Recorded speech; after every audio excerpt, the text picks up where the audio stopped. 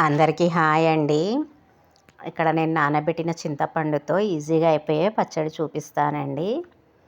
ముందుగా మనము చింతపండు నానబెట్టి తీసుకోవాలండి.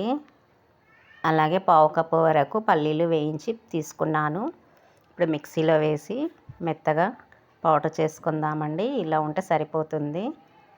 అలాగే చింతపండు నీళ్ళు కూడా వేసి రుచికి సరిపడా కారము ఉప్పు వేసి మళ్ళీ ఒకసారి గ్రైండ్ చేసుకుందామండి.